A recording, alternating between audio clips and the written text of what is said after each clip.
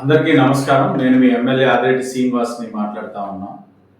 వాతావరణ శాఖ వారి యొక్క హెచ్చరికల పరంగా మనం గమనించినట్లయితే రానున్న వారం రోజుల్లో కూడా మన నగరంలో ఉష్ణోగ్రతలు మరియు ఎండల యొక్క తీవ్రత చాలా ఎక్కువగా ఉంటుందని వారు హెచ్చరించడం జరిగింది.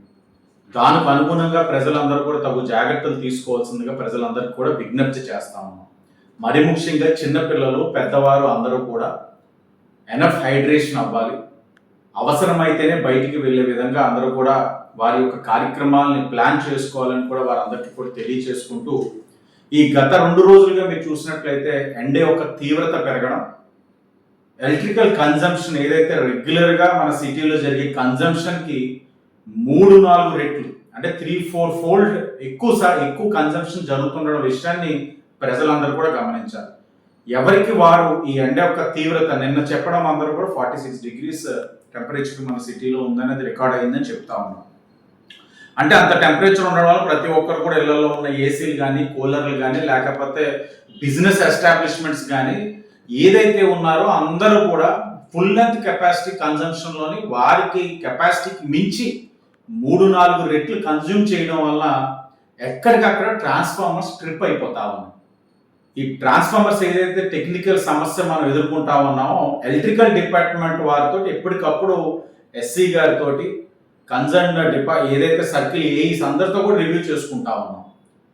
ప్రజలందరికీ కూడా తెలియజేస్తా ఉన్నాం, రాత్రి మొత్తం కూడా ఎలక్ట్రికల్ డిపార్ట్మెంట్ వారు అందుబాటులో ఉన్నారు. ఎక్కడికక్కడ ట్రిప్ అవుతున్న ట్రాన్స్ఫార్మర్ని సరిచేయడం, ప్రజలకు ఏ విధమైన ఇన్కన్వీనియన్స్ కలగకుండా కూడా వారి ప్రయత్నం వాళ్ళు చేస్తూ ఉన్నారు.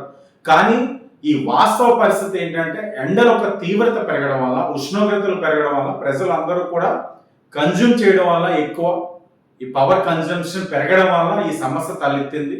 దీనికి పరిష్కారం దిశగా కూడా నేను ఎప్పుడు కూడా చెప్తా ఉంటాను, ఒక సమస్య వచ్చింది, ఈ సమస్య వల్ల ప్రజలు ఇబ్బంది పడ్డారు, క్షమించండి అని ఈ యొక్క అధికారులు కానీ రాజకీయ వ్యవస్థ చెప్పేస్తే సరిపోదు. దానికి పరిష్కారం కూడా ఆలోచించాలి.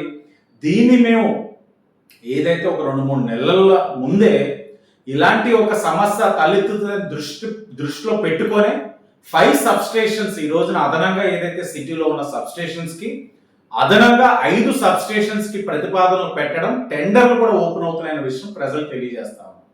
ఆ 5 సబ్స్టేషన్స్లో 2 క్లియరెన్స్ కూడా రావడం జరిగింది.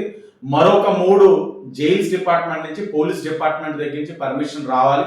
ఇంకోటి ఎస్కేవిటి కాలేజ్లో ఉంది, అది కూడా హితకారిణి నుంచి రావాలి. ఈ 3 కూడా పర్మిషన్స్ అతి దగ్గరలో రావడంతో ఈ 5 సబ్స్టేషన్స్ కూడా మనం నిర్మాణం చేసుకున్నట్లయితే భవిష్యత్తులో మనం 3-4 ఫోల్డ్స్ కన్జంప్షన్ ఎక్కువ చేసినా కూడా నగరంలో ఏ విధమైన ఇబ్బందులు కలగకుండా, ఎక్కడ ట్రాన్స్ఫార్మర్ స్ట్రిప్ అవ్వకుండా మనం అన్ని జాగ్రత్తలు కూడా కూటమి ప్రభుత్వం తీసుకుందని కూడా ప్రజలకు తెలియజేస్తూ, ఈ యొక్క 1 వీక్గా ఏదైతే ఇన్కన్వీనియన్స్ కలిగిందో ప్రజలందరికీ కూడా మా తరపు నుంచి అన్ని విధాలుగా ఒక క్షమాపణ తెలియజేస్తా ఉన్నాం.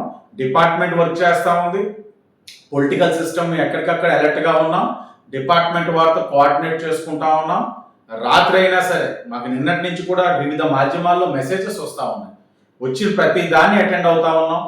మా టీం పనిచేస్తూ ఉన్నారు, మా కూటమి నాయకులు పనిచేస్తూ ఉన్నారు, అధికారులను కూడా సమన్వయం చేసుకుని వాళ్ళందరినీ కూడా అర్ధరాత్రి అయినా సరే పనిచేయించే కార్యక్రమం కూడా జరుగుతూ ఉందని, అలాగే జస్ట్ ఇంకొక 5 డేస్లోని ఎండల యొక్క తీవ్రత తగ్గిన తర్వాత మళ్ళీ నార్మల్ కన్జంప్షన్ లెవెల్కి వెళ్తారు.